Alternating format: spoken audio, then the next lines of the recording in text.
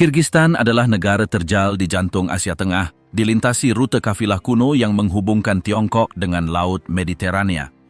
Sebagian besar wilayahnya ditutupi oleh pegunungan Tian Shan, tempat macan tutul salju, lynx dan domba liar masih berkeliaran, dan banyak jalan yang belum diberi nama dan rambu. Di selatan, kota Osh masih menyambut para pedagang dan pelancong ke pasar utamanya. Pasar yang sama yang berabad-abad, lalu menjadi persinggahan di jalur sutra. Meskipun kehidupan telah berubah, beberapa aturan tetap berlaku. Bersiul di dalam ruangan dianggap pertanda buruk, dan tidak menawarkan teh kepada pengunjung dianggap memalukan. Tidak ada yang dipaksakan secara tertulis, tetapi semuanya dipahami. Apa sebenarnya arti hidup sesuai aturan di tempat seperti itu?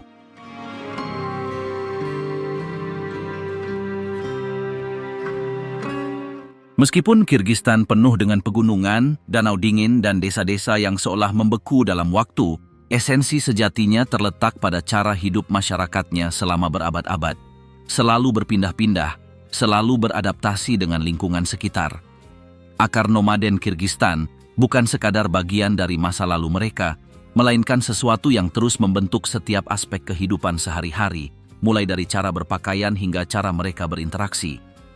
Segala sesuatu yang mereka lakukan memiliki kaitan dengan tanah, iklim, hewan, atau perjalanan leluhur mereka. Dan meskipun negara ini telah berubah selama bertahun-tahun, banyak elemen tradisional masih ada, terlihat di setiap sudut, seolah waktu tidak berlalu begitu cepat. Cara mereka membangun rumah, misalnya, bukan lahir karena keinginan sesaat, melainkan karena kebutuhan. Yurt, struktur bundar yang terbuat dari kain dan kayu, dirancang agar mudah dibongkar, dimuat ke atas kuda, dan dipasang kembali di tempat lain sebelum malam tiba. Yurt dapat dibuka untuk memungkinkan sirkulasi udara di musim panas atau ditutup rapat saat salju turun. Di dalamnya, semuanya dilapisi karpet wol tebal yang tak hanya memberikan kehangatan, tetapi juga bercerita melalui desainnya. Desainnya tak sekadar dekoratif, setiap bentuknya mewakili sesuatu. Gunung, sungai, pepohonan, hewan, atau bahkan momen-momen penting dalam kehidupan sebuah keluarga. Bahkan bagian atas yurt, lingkaran kayu yang membiarkan cahaya masuk, melambangkan hubungan antara dunia batin dan dunia luar. Pada karpet-karpet ini, Anda dapat melihat pola-pola yang berulang pada benda-benda lain, seperti pakaian, selimut, atau liontin sulaman yang menghiasi dinding. Para pengrajinnya melakukannya dengan keterampilan warisan, menggunakan bahan-bahan yang diambil langsung dari lanskap. Wol domba, alang-alang yang tumbuh di dekat sungai, benang yang diwarnai dengan pigmen alami. Semua ini berpadu menciptakan karya-karya unik yang dikenakan, diberikan sebagai hadiah, diwariskan, atau disimpan sebagai souvenir. Beberapa benda ini memiliki bentuk yang begitu khas sehingga hanya ada di belahan dunia ini, dan bahkan namanya pun memiliki asal-usulnya sendiri. Ada selimut yang terbuat dari potongan-potongan kain lain yang dijahit dengan presisi dan dipercaya dapat melindungi dari kejahatan. Bagian-bagian lain digunakan untuk menutupi buayan, pelana, seluruh dinding, atau bahkan pakaian yang dikenakan pada pernikahan atau pemakaman. Kehidupan di Kirgistan tidak dapat dipahami tanpa membicarakan kuda. Selama berabad-abad, mereka adalah sekutu terdekat siapapun yang tinggal di stepa atau pegunungan. Mereka bukan sekadar alat transportasi. Mereka adalah bagian dari keluarga. Mereka digunakan untuk bepergian, bekerja, merayakan, dan bertempur. Memiliki kuda yang baik adalah tanda penghormatan, dan beberapa kuda ditawarkan sebagai bagian dari kesepakatan ketika dua keluarga sepakat untuk menikah. Bahkan alat musik dirancang untuk dimainkan sambil berkuda, dan jika Anda mendengarkan dengan saksama, Anda dapat melihat bahwa irama beberapa lagu meniru suara kuku kuda. Menjadi seorang penunggang kuda bukan hanya tentang mengetahui cara berkuda dengan baik. Ini tentang mengetahui jalur, membaca tanda-tanda cuaca, merasakan kapan saatnya bergerak dan kapan harus menunggu. Perpaduan keterampilan, kesabaran, dan keterikatan dengan lingkungan ini juga tercermin dalam olahraga tradisional. Banyak di antaranya dipraktikkan di atas kuda, bukan untuk tontonan, melainkan sebagai cara untuk tetap bugar, dan mengingat kembali keterampilan yang dulu penting. Kompetisi lainnya melibatkan berburu dengan burung terlatih atau menguji kecepatan anjing, selalu sebagai cara untuk meningkatkan dan menunjukkan rasa hormat kepada hewan. Dan di Kyrgyzstan, alam bukanlah lingkungan yang indah. Ia adalah bagian dari segalanya. Hal itu terasa dalam musik, yang seringkali mengiringi suara-suara lingkungan atau mengubahnya menjadi melodi. Hal itu terdengar dalam instrumen yang digunakan. Hampir semuanya terbuat dari bahan-bahan alami seperti kayu ukir, serat anyaman, atau pecahan tulang, dan banyak di antaranya dirancang agar mudah dibawa. Ada kecapi kecil bersenar tiga yang sangat populer, serta sejenis biola tegak yang dimainkan sambil duduk, dan kecapi rahang yang terdengar seperti dengungan lembut, hampir menghipnotis. Lagu-lagunya mungkin memiliki lirik atau sekadar melodi, tetapi lagu-lagu tersebut selalu berakar kuat pada kehidupan yang dijalani di negeri ini.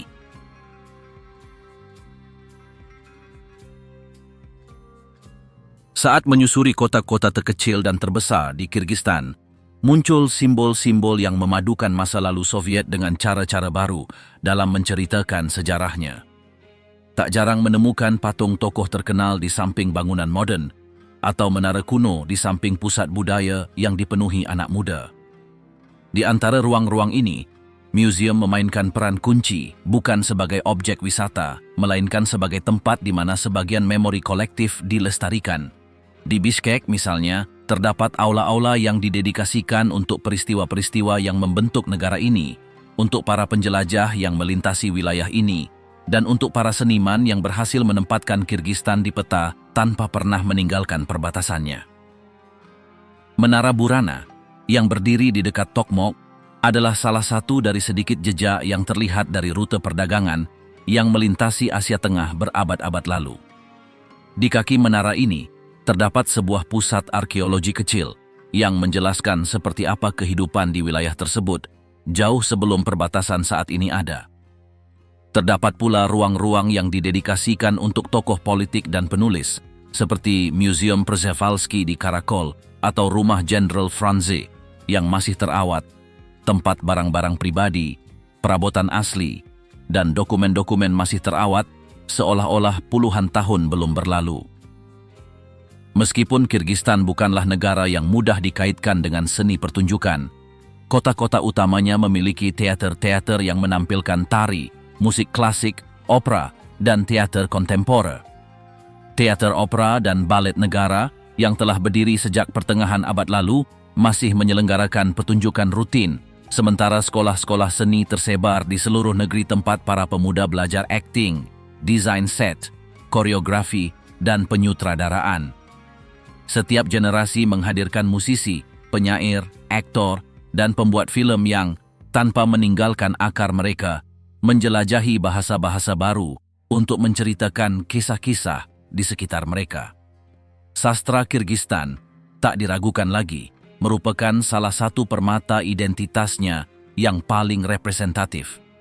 Meskipun sebagian besar warisan tersebut bersifat lisan selama berabad-abad, dengan para penyair yang berkelana melintasi desa-desa mengimprovisasi syair dan cerita, kedatangan literasi massal selama abad ke-20 memungkinkan banyak kisah ini untuk ditulis di atas kertas. Selain siklus Manas yang terkenal, terdapat novel, cerita pendek, dan puisi yang mencerminkan kehidupan sehari-hari, ketegangan sosial, landscape, dan perubahan yang telah dialami negara tersebut. Penulis seperti Chingiz Aitmatov berhasil melampaui batas, membawa suara Kyrgyzstan kepada pembaca di seluruh dunia tanpa pernah meninggalkan perspektif lokal. Di tengah perpaduan pengaruh, modernisasi, dan tradisi ini, terdapat pula dimensi keagamaan yang merupakan bagian dari kehidupan sehari-hari bagi banyak orang. Meskipun selama era Soviet, praktik keagamaan sangat terbatas, dengan kuil-kuil ditutup atau dialihfungsikan menjadi gudang, bioskop, atau museum, sejak kemerdekaan telah terjadi peningkatan minat yang signifikan terhadap agama. Saat ini, mayoritas penduduk menganut Islam Sunni, meskipun terdapat juga komunitas Kristen, baik Ortodoks, Lutheran, maupun Katolik, serta kelompok-kelompok kecil yang menganut agama lain. Di wilayah perkotaan, Masjid berdampingan dengan gereja dan gedung administrasi tanpa konflik. Sementara di desa-desa, masyarakat umum berpartisipasi dalam perayaan keagamaan terlepas dari apakah perayaan itu milik mereka sendiri atau milik orang lain. Koeksistensi damai ini berakar dari generasi-generasi yang menganggap pentingnya bukan hanya keyakinan orang lain, melainkan bagaimana mereka hidup, bagaimana mereka memperlakukan orang lain, dan apa kontribusi mereka bagi masyarakat. Banyak sekolah mengajarkan fondasi budaya agama-agama di negara ini tanpa memaksakan satu sama lain. Meskipun konstitusi menetapkan bahwa Kirgistan adalah negara sekuler, hak setiap orang untuk menjalankan atau tidak menjalankan agama diakui. Seiring waktu, jumlah ruang yang didedikasikan untuk pembelajaran spiritual juga bertambah. Saat ini terdapat lembaga dan pusat pendidikan yang mengajarkan teologi Islam atau Kristen, selalu di bawah pengawasan entitas sipil yang memastikan bahwa pengajaran tersebut tetap dalam batasan tertentu. Beberapa undang-undang seperti undang-undang yang mengatur pendaftaran organisasi keagamaan mensyaratkan jumlah minimum anggota untuk beroperasi secara legal. Tetapi di luar itu, setiap kelompok memiliki tingkat otonomi yang signifikan. Hal ini memungkinkan banyak komunitas untuk menjaga praktik mereka tetap hidup tanpa harus bersembunyi.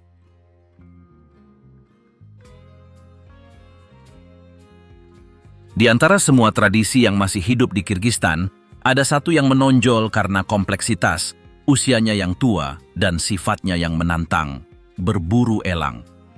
Meskipun tidak dipraktikkan di seluruh negeri, di daerah-daerah tertentu seperti pegunungan timur atau dataran selatan, masih ada orang-orang yang mendedikasikan diri sepenuhnya untuk melatih burung-burung perkasa ini, mempertahankan tradisi yang berasal dari masa ketika bangsa Mongol menguasai Asia Tengah. Pada masa itu, memiliki elang besar bukan hanya soal gengsi, tetapi juga soal bertahan hidup. Elang adalah alat yang memungkinkan mereka mendapatkan makanan, melindungi ternak, atau melakukan perjalanan jauh di bawah salju tebal. Para pemburu ahli yang dikenal sebagai berkuci mengembangkan ikatan khusus dengan burung mereka sejak usia muda.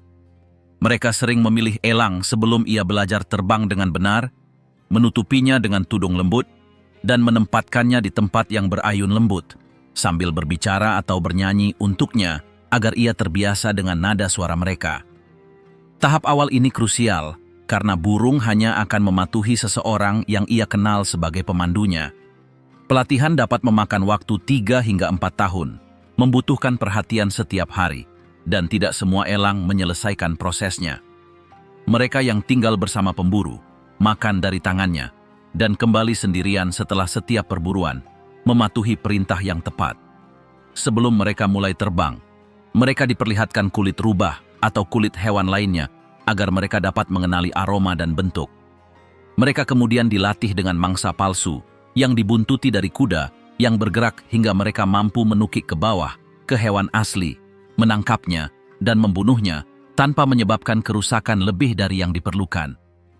Seekor elang yang handal dapat mematahkan leher rubah atau luwak dengan cakarnya, dan ada beberapa kasus di mana mereka bahkan menangkap serigala muda yang terperangkap di salju.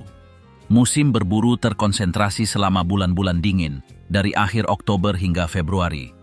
Selama waktu tersebut, sepasang elang yang terlatih dengan baik dapat menangkap lusinan mangsa, mulai dari mamalia kecil hingga predator berukuran sedang. Secara total, mereka dapat menangkap hingga 50 rubah, beberapa luwak, beberapa lynx, dan bahkan 4 atau 5 serigala. Presisi serangannya begitu tinggi, sehingga kulit hewan tersebut seringkali dibiarkan utuh, sebuah fakta yang sangat dihargai oleh mereka yang memperdagangkan produk-produk ini. Peralatan yang dibutuhkan untuk kegiatan ini juga merupakan bagian dari tradisi. Kuda yang menemani elang berkuci menerima pelatihan khusus agar tidak takut dengan terbangnya burung yang tiba-tiba, dan dilengkapi dengan pelana yang disebut baladak yang menopang lengan penunggang saat membawa hewan tersebut. Penunggang memandu elang melewati medan yang sulit, sementara elang mengamati dengan diam dari lengannya, menunggu saat yang tepat untuk terbang. Selama musim panas, elang berganti bulu dan tidak berpartisipasi dalam perburuan. Selama waktu ini, para pelatih memanfaatkan kesempatan untuk beristirahat dan, dalam beberapa kasus, menawarkan pameran bagi pengunjung yang tertarik dengan tradisi unik ini.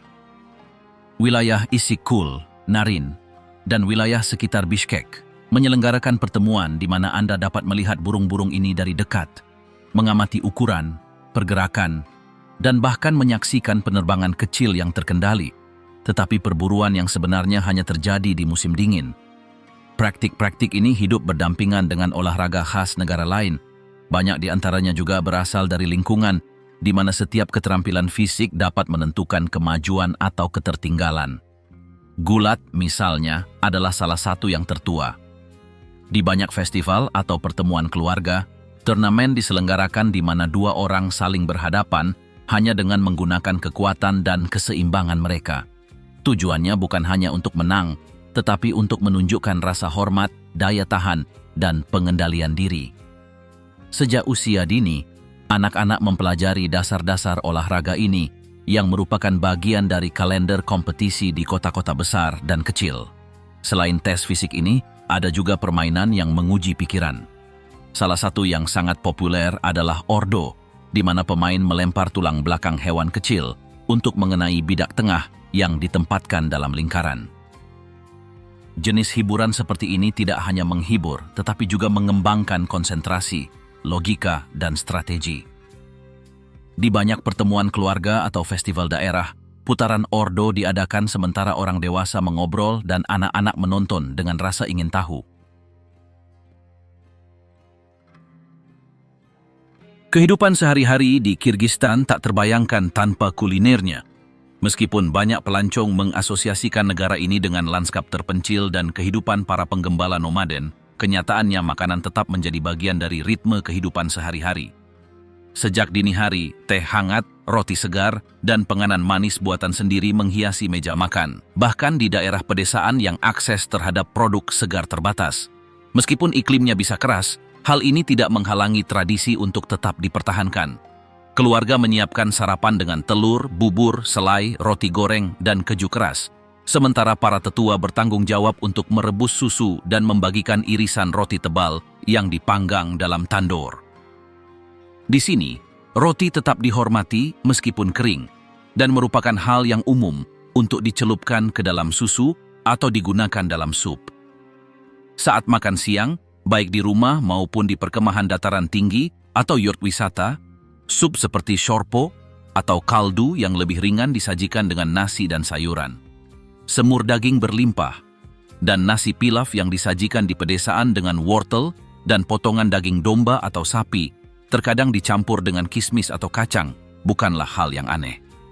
Di daerah seperti Osh, pengaruh Uzbekistan terasa jelas dalam cita rasa palu, yang memadukan rempah-rempah dan sari buah yang memberi warna gelap pada nasi, selalu disajikan dengan salad kubis ala Korea, atau campuran kembang kol, mentimun, dan dill. Bagi para vegetarian, meskipun wilayah ini terkenal dengan hidangan karnivoranya, terdapat alternatif yang layak. Pasar menawarkan buah-buahan musiman, lobak renyah, tomat matang, selada daun keras, dan keju susu sapi atau kambing. Semuanya disajikan dalam hidangan dingin seperti salad Rusia atau yang disebut salad Italia, yang sebenarnya merupakan adaptasi lokal tanpa pasta atau basil. Di antara bahan-bahan yang lebih tradisional, beshbarmak juga menonjol, menggabungkan mie lebar dengan daging yang direbus dalam kaldunya sendiri. Disajikan dalam porsi besar untuk berbagi. Pada acara-acara khusus, hidangan ini dapat disajikan dengan bawang bombay dan rempah-rempah yang dimasak, dan dimakan langsung dengan tangan sesuai adat istiadat. Penghormatan terhadap cita rasa asli ini juga terlihat dalam shashlik, yang dapat disiapkan dengan daging domba, sapi, atau ayam, tetapi selalu dalam potongan besar, direndam dengan garam, merica, bubuk bawang bombay, dan terkadang kari. Sate ini umum ditemukan mendesis di atas bara api, tidak hanya di restoran, tetapi juga di rumah-rumah pribadi, tempat barbeque dadakan, menandai perayaan dan pertemuan.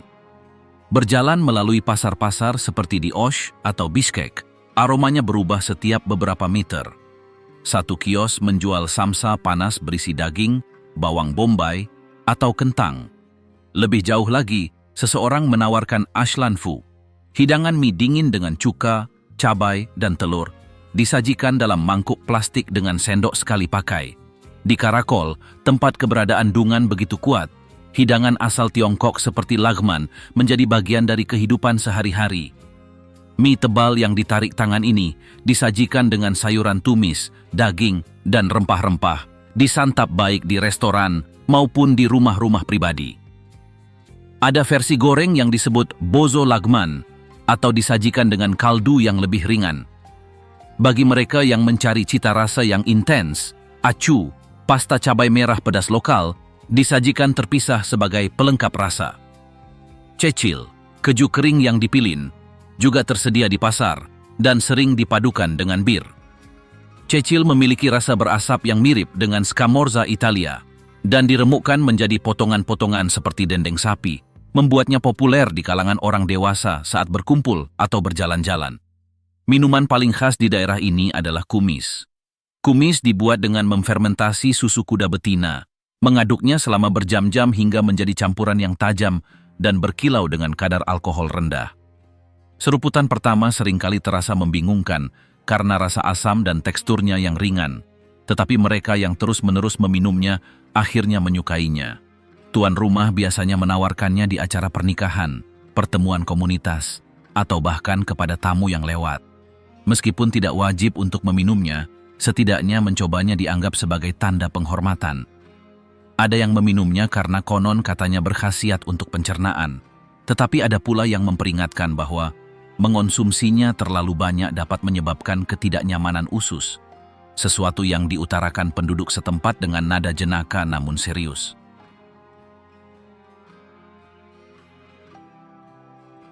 Di timur, terdapat desa-desa seperti Jirgalan yang dulunya bergantung pada batu bara dan kini menyambut pengunjung yang ingin menginap di rumah-rumah sederhana, menikmati roti segar, dan menjelajahi pegunungan dengan berjalan kaki.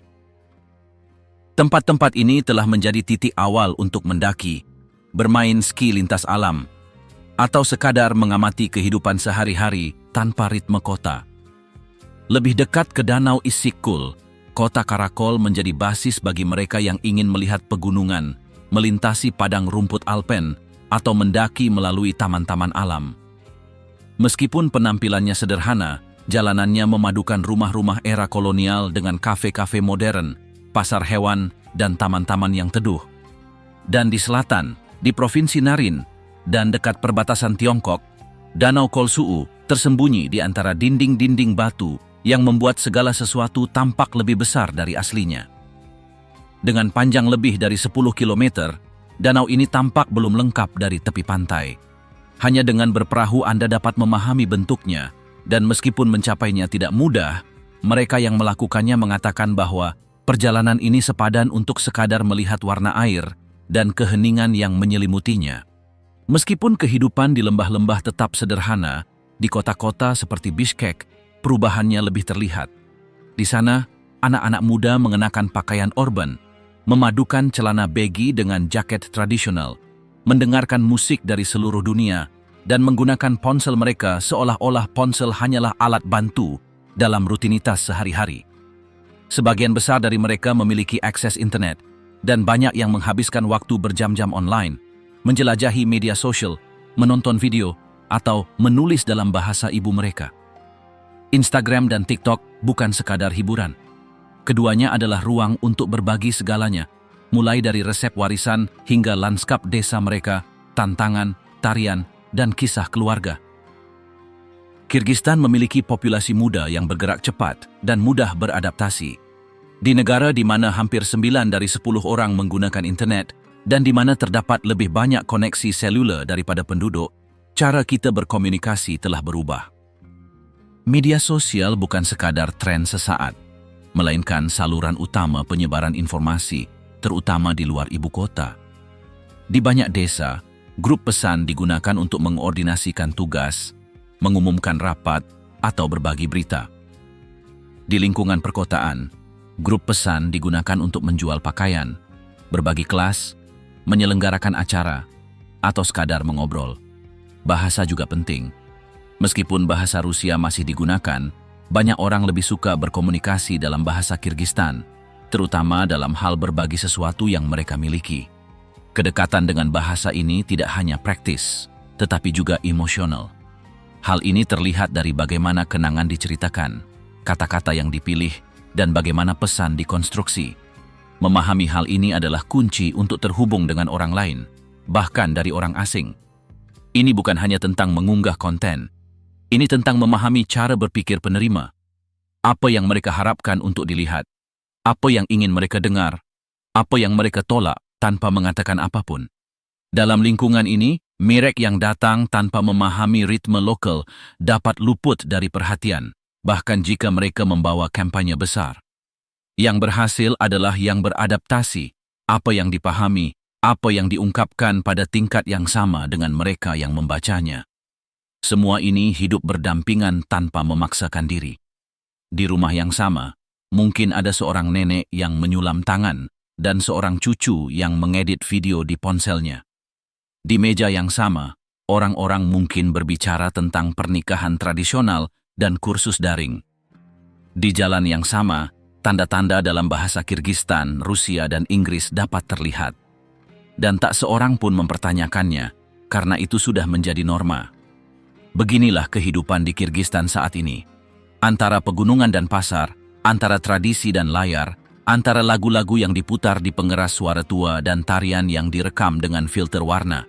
Antara masa lalu dan masa depan, tanpa terburu-buru memilih.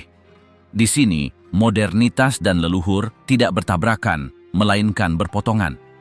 Dan seiring angin terus bertiup menuruni lereng, kehidupan terus berlanjut seperti biasa, memadukan apa yang ada dengan apa yang datang.